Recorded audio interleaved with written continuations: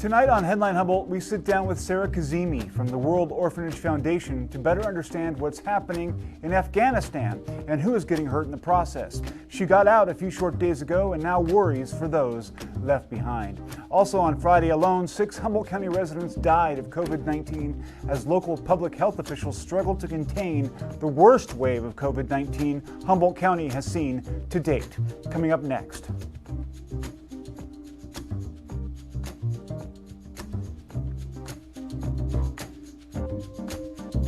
This is Headline Humboldt. I'm James Falk. Thanks for joining us. Over the last several years, as we've diminished our relative role in Afghanistan from active patrols and engagement to an advisory role with the Afghan army, many Americans, myself included, lost track of the fact that we were indeed at war.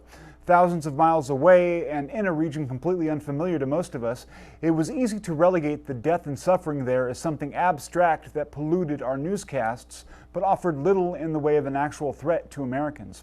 That illusion came crashing down over the past few days and weeks as our fellow Americans worked to evacuate the military and its allies from Afghanistan while fending off attacks from the Afghani version of ISIS and others. We saw the panic and desperation in the eyes of those who'd worked side by side with American forces for 2 decades, as well as the concern among those civilian Americans who'd worked so hard to help provide order and prosperity there. And then, of course, what we'd all feared came to pass. ISIS smuggled several suicide bombers close to the gates of Kabul airport and set them off. Today, all over Humboldt County, flags were flying at half-staff in honor of the 13 American service members and scores of Afghanis who died Thursday in the blast. For tonight's show, I wanted to somehow demonstrate for Americans at Global Remove what it's like for Afghans on the ground in the heat and crossfire of such conflict. After the death of so many soldiers and Afghans at Kabul airport were appropriately mournful and sad, yet we still have no idea what life is like for those who remain in Afghanistan and what life may become now that the Taliban has regained power. What does the future hold? What happens to all the women who've gained an education, a place at the table, and careers in government? Can businesses and the overall economy survive widespread evacuation? Will the population as a whole go peacefully back to religious autocracy, or will there be more bloodshed? We hope to answer some of these questions and more tonight in the interview. Sara Kazimi, founder and CEO of the World Orphanage Foundation, has agreed to sit down with us tonight to discuss what's unfolding in Afghanistan. She spent years working in that country to solve social issues by helping people access the services they need to survive. She's recently returned to the United States and tonight joins us from Southern California. Welcome, Sara. Are you there?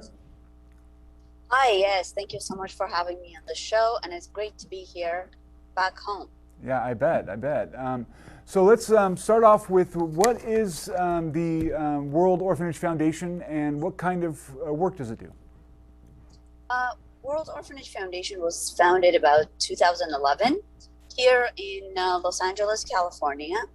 And my work has been focused on women and children in Afghanistan and across the nation.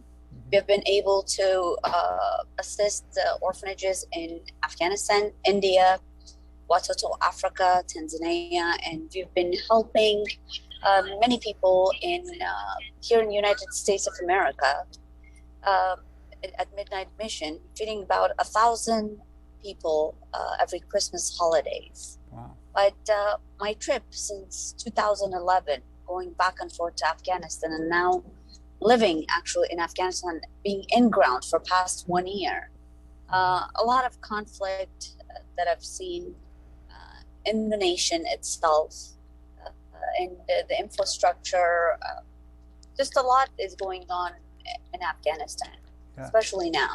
How does it feel for you? I mean, you've seen probably some progress get made over the past few years, and now maybe some of that progress is being stunted by the Taliban retaking power. How does that feel for someone like yourself? As for myself, just someone that we've been traveling back and forth since 2011 and setting up my office, creating an internship program, creating jobs for Afghans. It's really devastating to see that a country in past 20 years tried to build itself slowly but surely, is now about 20 to 30 years again behind. It's devastating. And myself as an Afghan American woman, going back and forth, meeting with ministries, having, understanding how my country is being run. Because this is what I went through as a child. When we flee the country in Afghanistan, when I was 3 or 4 years old, we became immigrants. We were a refugee. Wow. So being in a refugee camp, you have to understand that you don't have the luxury of, food, water, just a lot of things, and understanding what my people are going through right now, and how they have to again flee the country, lose hope, and all these uncertainty times, especially for women and kids. It's devastating for the world, actually. Yeah, I mean, as obviously it sounds like you yourself were an immigrant at one point, and doing so under threat. What do you think people need to understand about people in that situation, as so many now are fleeing Afghanistan? The only thing, right before I come to U.S., this is not very long ago, I was approached by a group of Taliban, or whatever that they want to call themselves, or I would say fanatics or what have you, that we understand you are working here. And how they caught me off guard is that I went to a restaurant. And a lot of time I drive myself in Kabul, and just to learn the street, understand how things are. And they approached me in the restaurant, first with 2 gentlemen, then it became 4, 6, total came to about probably 11 or 12. I believe their first intention was to intimidate me, to see what would be my reaction. Mm-hmm. And the first thing is to hold your ground. I understand it's very difficult, especially if you're a woman. But yes, I was intimidated to be surrounded by so many men that are gunmen. You would be intimidated. Yeah. And I just thought to myself, I took some time. I was quiet for about a couple of minutes. Then I asked them, what is the purpose of you being here, and how can I help you? What's your question? And they said, well, we know it's very, actually, what was surprising to me is they knew all my work. They knew my work history. So that means is available to public on my social media. Yeah. They've been researching. So they said, we know that you've been doing a total of 11 water wells in Kabul, Herat, Mazar-e-Sharif, and you do humanitarian work. I said, well, if I am born in Afghanistan and raised in US, if I don't come back and do it, who's going to build my country? So they came back and said, well, we have issues with you. And that's where I felt kind of my body start shivering. Yeah. That what could be the issue. They said, well, we have the way you dress. We have issues with your dress code. We have issues that you put very bright nail polish and your nails are very long. Oh my gosh. And you don't cover up right. So those were minor issues to me, because if you're passionate about what you want to accomplish is a change, then you will accommodate just for you to do what you want to do. And as for World Orphanage, for me to be able to educate the next generation and help our orphans to have a home or be adopted, because for several years now, I've been working with Ministry of Foreign Affairs. I wrote a letter to the First Lady. She knew exactly that I was there. The First Lady of Afghanistan, that's Miss Rula Ghani. Yeah. And she knew exactly that I was there, and I'm pursuing to change the laws and have push foreign policy for us to be able to adopt Afghan kids through World Orphanage Foundation. And I wrote the letter that I'm willing to do and accommodate whatever the State Department asks me, for me to follow the rules, make sure that there is no child labor, that there is anyone who adopts them, that we meet the current law. And so that's what I was pursuing. Yeah. And then in the meantime, I started investing into Afghanistan by creating a school for girls.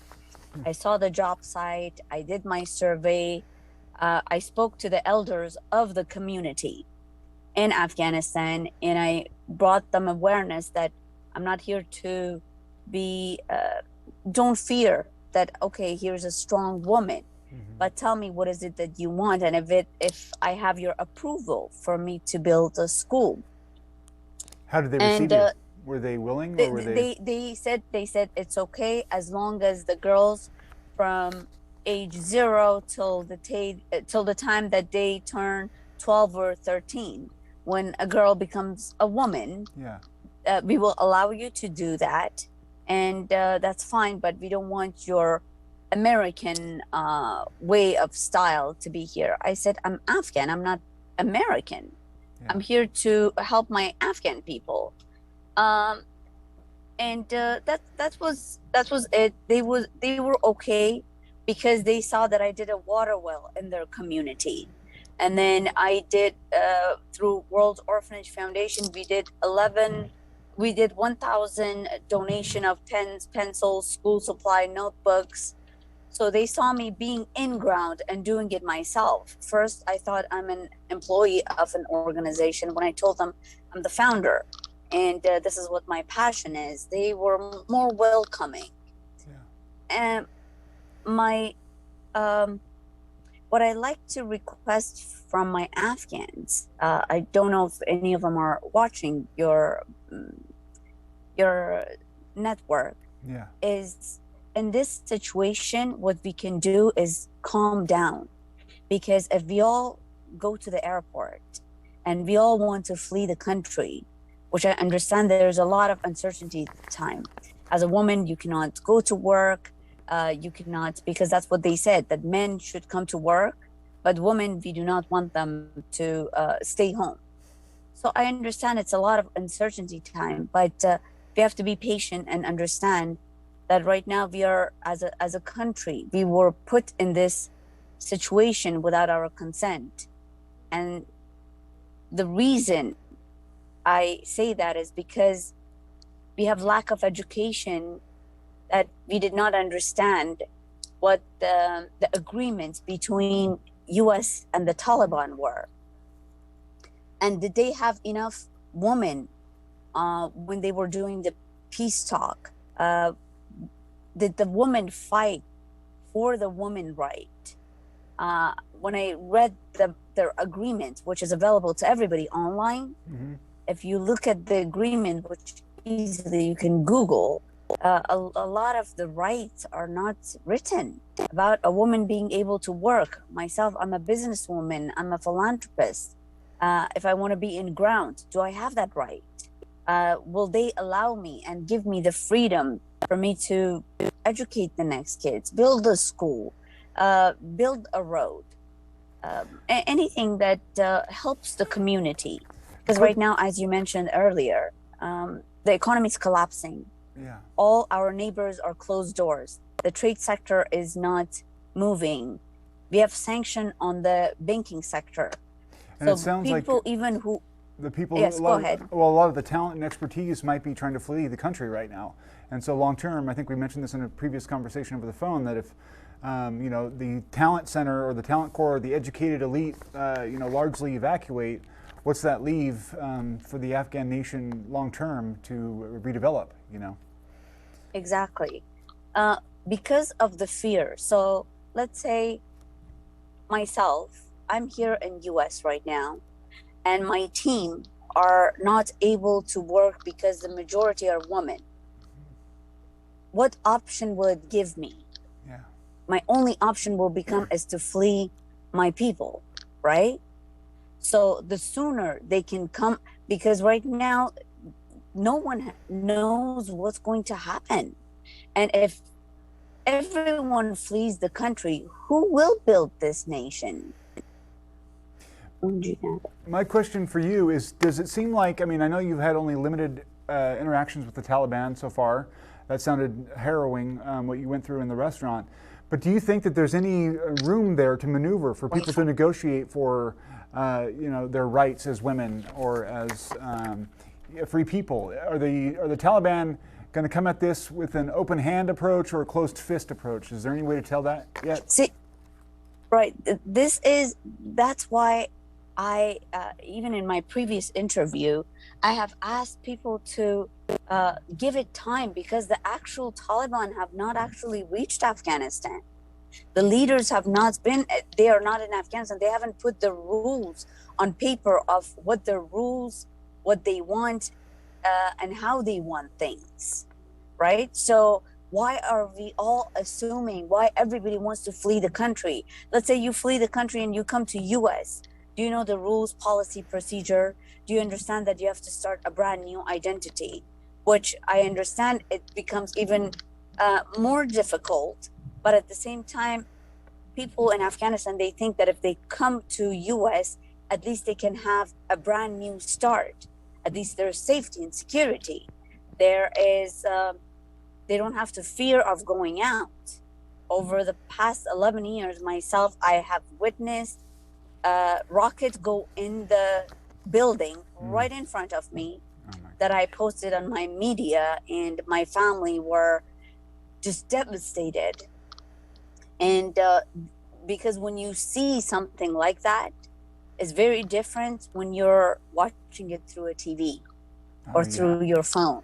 I can imagine. So I've witnessed that. I've witnessed a bus explode with people in it. And the very last one that I witnessed was an explosion right next to my house, that I went upstairs to change so I could go to dinner and meet more of my colleagues. And the bomb exploded. You can feel the wave, and my windows got, I had shattered windows.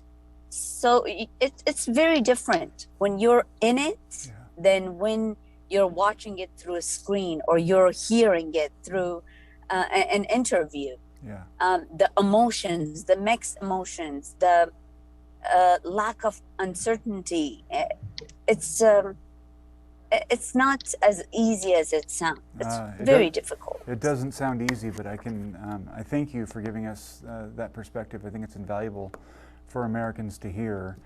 We have a couple minutes left. Real quick, I wanted to ask you, what is it about Afghanistan that gives you hope now and that you love, that Americans should know? What is it I love? I love everything about my country.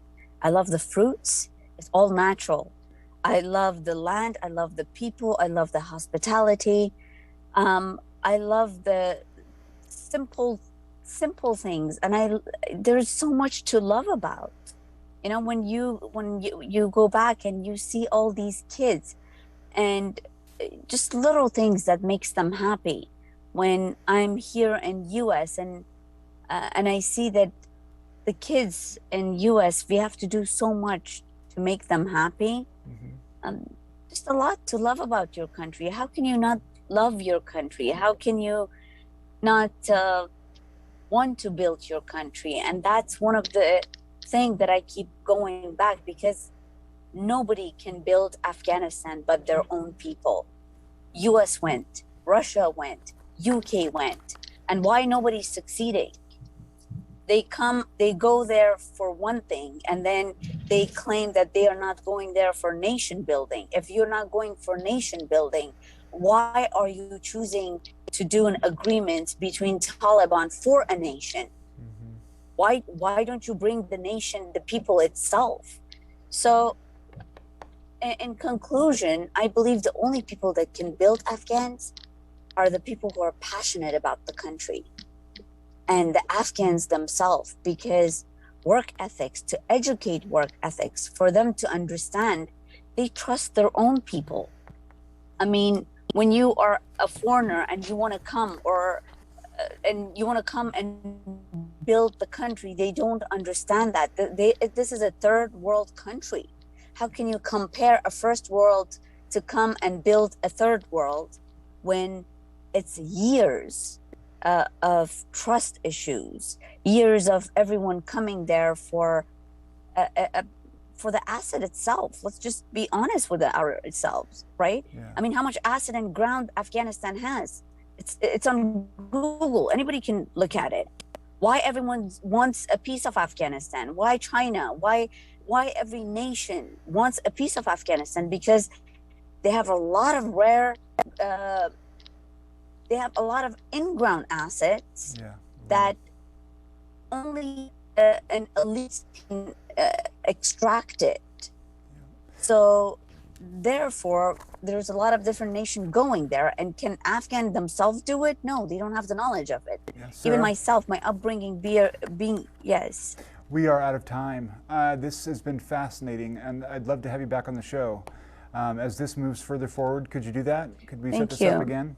Absolutely. Absolutely. Thank you very much for having me. No, I commend your courage and your availability for coming on our show and helping to educate our viewers. And we really appreciate you and hope to talk to you again soon. Thank you. Anybody who wants to help Afghanistan, they can go to worldorphanage.org. 100% of their donation will go towards the proceed of helping Afghan refugees that are in ground here in U.S. and Afghanistan. Okay. Thank you very much. Thank you, and have a good day. You too. No problem. Thanks. The Delta surge of COVID-19 has wrought sickness and death on the North Coast this past month, with public health tallying more than 1,600 additional infections and 80 more hospitalizations. More than a dozen people have died in just that time frame. Actually, it's more than 18 now because there were 6 more today. At a press conference this week, health officials got back to the basics as part of their ongoing effort to see our region through this public health crisis. Public Health Director Sofia Pereira said this most recent outbreak has caused staffing shortages up and down the state, making community partnerships all the more important. We know where we're at right now. It is the worst that has been since we got that first case about 1.5 years ago. And with the rise of hospitalizations locally, we are working very closely with our hospital partners to ensure that they have the resources that they need to provide care to those who need it most. And as we know, there are staffing shortages across the state. This is a very dire situation, but we are as committed as ever to get through this. And while we at Public Health are doing everything we can, it's going to take all of our community partners, community organizations, local business community, our neighbors, keep our neighbors and loved ones safe. And so please, please continue to take the safety precautions that are going to get us through this. Distance, wear your mask, and get vaccinated. Public Health Officer Ian Hoffman said a community's vaccination rates are directly tied to how badly they're suffering through this pandemic. We know that this is a very difficult time, and Sofia mentioned this is the worst it's been for Humboldt County, and that's true of many of the northern counties currently. We know our neighbors just to the north in Del Norte are suffering much more than even we are here. And this is really about vaccination, as we've all mentioned.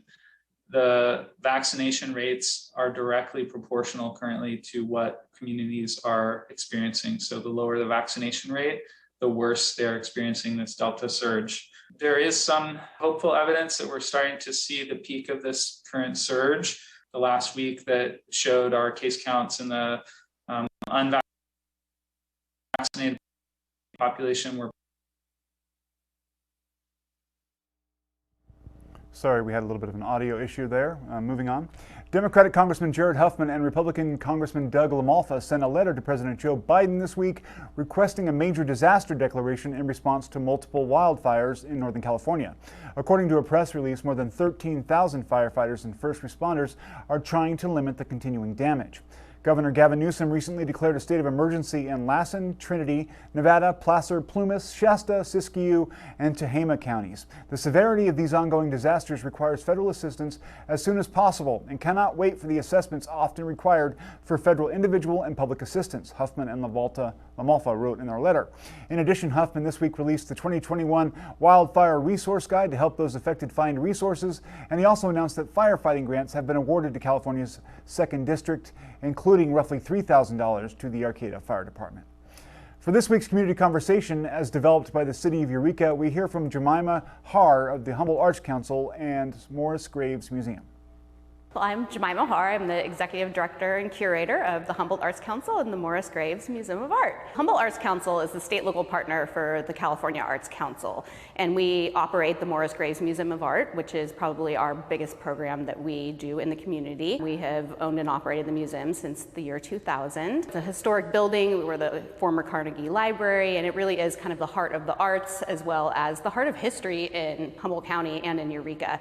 This library has brought so much joy to people when they were little and they come in to the museum and say, oh, you know, I remember when I checked out my first book in the library. So this building means a lot to the community. We have programs that go out into the schools, and we take part of our permanent collection out into the schools and work with our docent council. They do art banks. We do family programs here at the museum. We also have musical performances. And all of that, I look forward to coming back, hopefully in the future. We are open normal operating hours, and we see a lot of traffic during the week and during the weekends. We've had a ton of people from outside of the area, a ton of people from across the country over the summer. So we've seen a lot of foot traffic just coming to visit the museum. The show that we're currently in is Louis Merrick's exhibition. He's a retired professor from HSU. It's a beautiful show. It's a long time coming too. We had his show scheduled probably almost 3 years ago. That happened to coincide with the pandemic, so finally we get to be able to have his exhibition open to the public. We do have a handful of pieces in our permanent collection by him as well. And then across the way in the Thompson Gallery, we have an exhibition that is actually related a bit to the pandemic. It was an artist grant program that we actually paid artists to create work under the theme of re-emerging from the pandemic. Last year we did an exhibition called Art in Place, which was a grant program for artists to create art while we were all sheltering in place. So this is kind of the follow-up of it. We have pieces from our permanent collection downstairs as well as upstairs with our Victor Jacobi exhibition.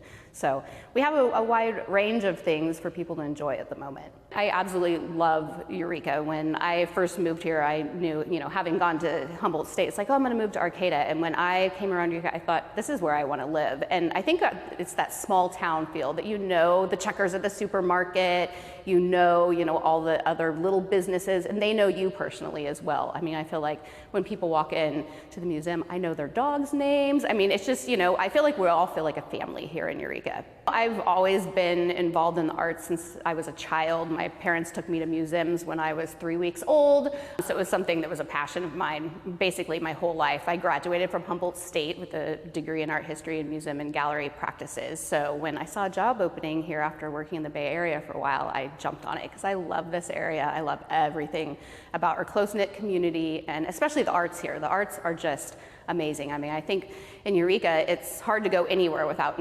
encountering something artistic, and it's really involved in all of our daily lives. So I think that's the one thing that I find so special about this area. Thanks for joining us. Despite all of our hopes and with school back in session, it's important to remember that we're right back in the thick of COVID-19. Protect yourself, get vaccinated, wear a mask, and keep your distance. Do those things, and you'll help not just yourself, but everyone get through this thing together. Stay tuned, stay informed.